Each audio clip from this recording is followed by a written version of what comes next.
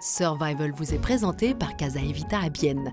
Avec nous, vous avez un toit au-dessus de la tête.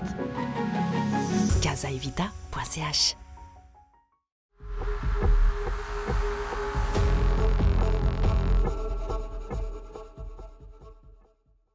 Après le départ de Laura, Sophie et Manon continuent l'aventure à deux.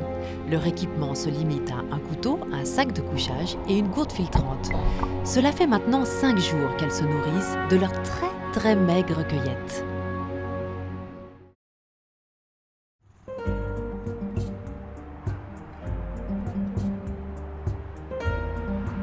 Aujourd'hui, il y a un médecin qui va venir nous rendre visite. Il s'est spécialisé dans le jeûne et puis il va pouvoir un peu répondre à nos questions sur ce qui s'est passé dans notre estomac jusqu'à maintenant.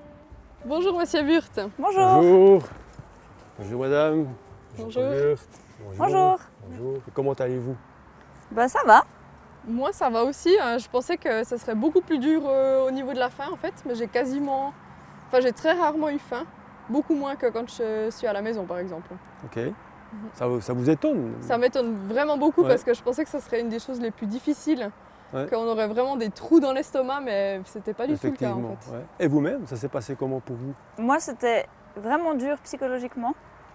Dès dimanche soir, j'avais des flashs de choses bonnes à manger qui m'apparaissaient. Des céréales avec des noix de pécan, une tarte tatin avec une boule vanille dessus, un gâteau au fromage, un peu de moutarde, du fromage à raclette, quelques petits cornichons dessus. Qu'est-ce qui se passe en fait dans nos corps?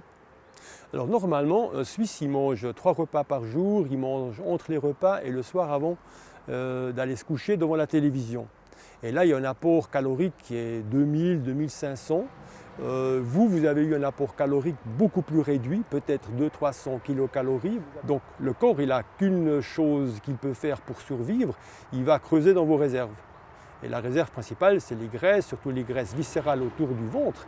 Et là, ce qui se passe, c'est que vous prenez des acides gras, vous les transformez dans votre foie dans une substance qui s'appelle des cétones, c'est un supercarburant si vous voulez, et gentiment, ce supercarburant commence à remplacer le carburant de la personne qui vit dans une vie postprandiale où elle mange continuellement. Le sucre est remplacé par le carburant, les cétones. Et c'est mauvais pour nous ça, parce qu'on avait quand même, mal à la tête, on se sentait vraiment faible. Et puis moi j'avais aussi un peu des troubles visuels. Les premiers jours sont difficiles parce que le cerveau, le cœur, les muscles doivent changer de carburant. Et si vous ne le faites pas régulièrement, vous allez vous sentir fatigué, un peu nauséeuse, un peu faible, pas très bien, effectivement, oui.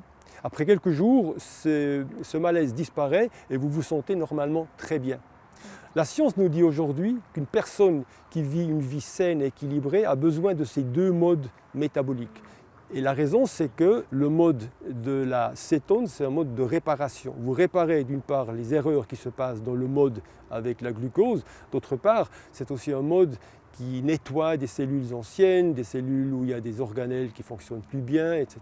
Donc... Et du coup, là, on doit quand même vous avouer qu'on a craqué en fait le 3e jour.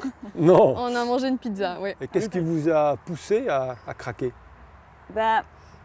Déjà, on faisait que de traverser des endroits où il y avait de la nourriture tout le temps sous nos yeux. Et puis après, Laura, elle a décidé de partir. Et puis du coup, c'était un peu notre petit shot de courage. Un peu.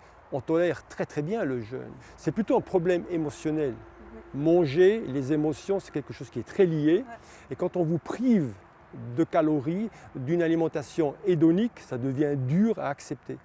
Et vous révoltez, et ce qui vous est arrivé, ce n'était pas que vous aviez un besoin biologique, c'était un besoin émotionnel. Et que vous avez naturellement, je pense qu'elle vous a fait du bien, c'était agréable, sucré. La meilleure pizza de toute ma vie, je crois, vraiment.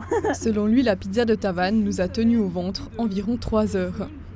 Même si notre diète a ses bons côtés, il nous conseille de ne pas la prolonger. Nous sommes en train d'épuiser toutes nos réserves de graisse et de muscles. Ils me sont beaucoup trop grands. Tu te sens comment physiquement? Ça va. J'ai un peu froid. Mais ça va aller. Faut que j'essaie de garder un peu la motivation. Quelques heures plus tard, Manon s'effondre. J'ai des courbatures environ de mes chevilles à ma nuque.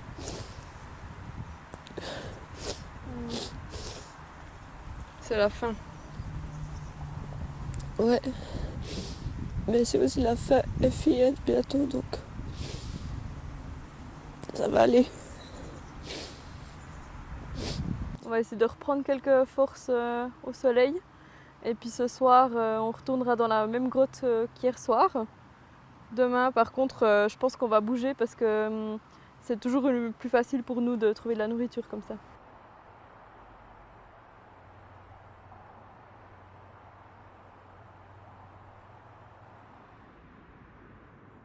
Pour notre dernière journée complète avec Manon, on s'est offert un déjeuner de luxe avec des mirabelles qu'on a sauvegardées pendant des jours, fourrées avec des graines d'ortie et des noisettes. Comment tu sens ce dernier jour, Manon? Je me réjouis d'être à la maison. Puis du coup, la tentation de rentrer maintenant est trop forte. Ouais, Mais c'est vraiment faut tenir, quoi. Ouais, Aujourd'hui. c'est ça, ouais. Nous décidons de quitter notre grotte et de chercher un petit coin de forêt où tuer le temps.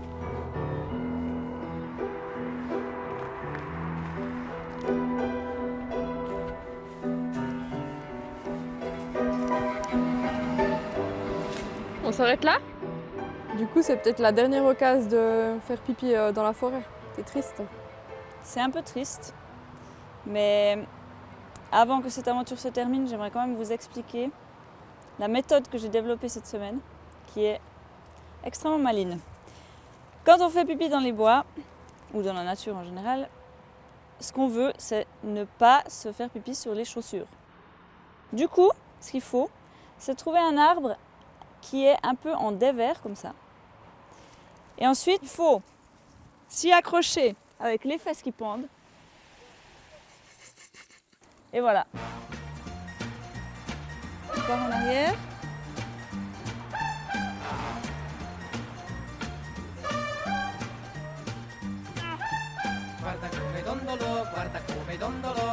Derrière 3.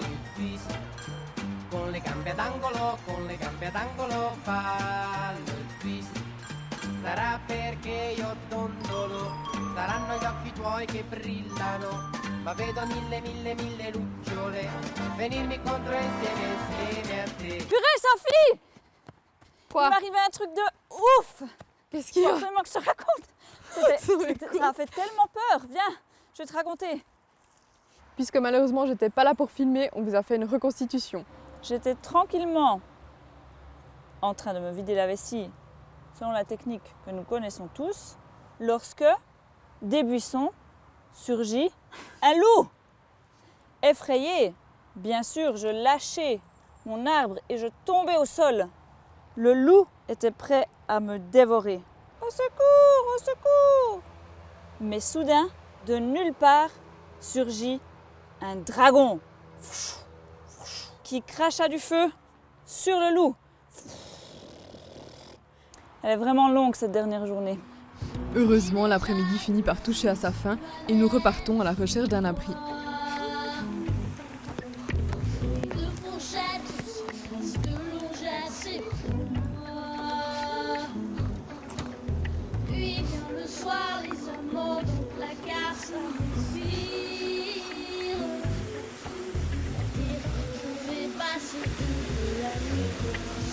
On a finalement opté pour une grotte à l'entrée des gorges du Taubenloch pour passer la nuit.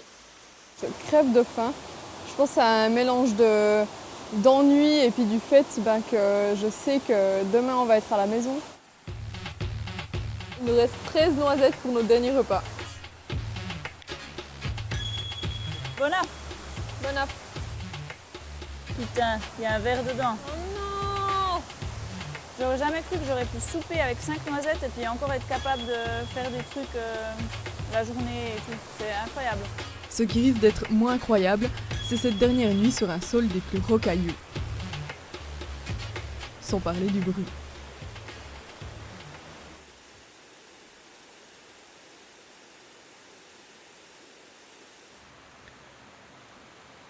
Purée, entre la rivière et puis l'orage, on s'entend vraiment plus essayer de dormir. En plus, il fait assez froid quand même avec ce sol et cette humidité.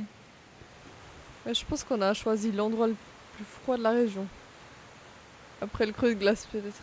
Ouais, c'est fort possible.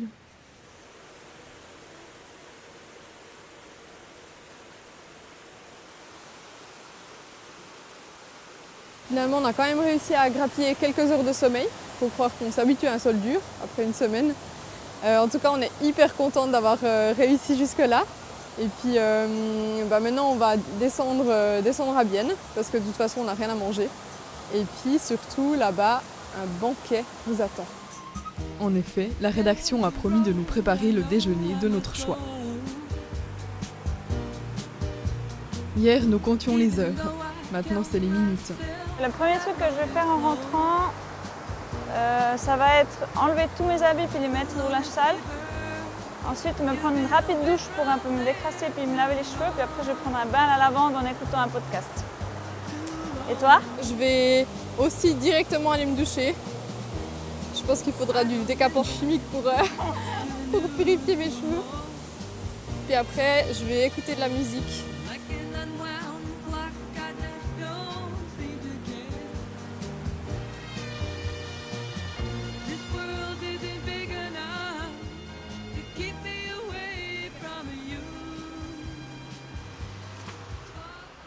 On est officiellement de retour. Rentrer à Bienne était notre dernière tâche. Mission accomplie.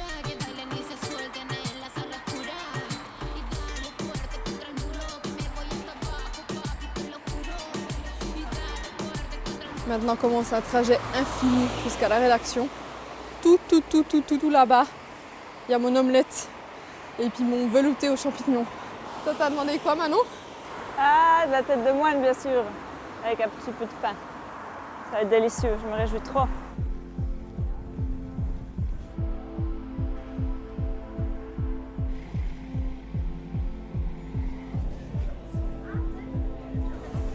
Mais, Sophie, on part une semaine puis il y a des arbres qui ont le temps de pousser.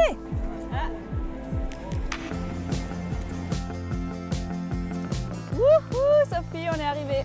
Finalement, la rédaction nous a préparé une autre surprise. Ah, tu sens meilleur que nous. Ouais, alors...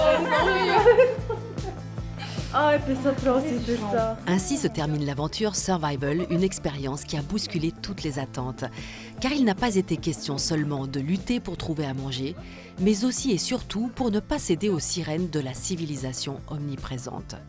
Finalement, Sophie, Manon et Laura ont vécu le challenge chacune à sa manière. Mais toutes rapportent dans leur baluchon une meilleure connaissance de la nature, d'elles-mêmes et des autres. Bravo à nous. Ouais, Bravo. Survival vous est présenté par Casa Evita à Bienne. Avec nous, vous avez un toit au-dessus de la tête. casaevita.ch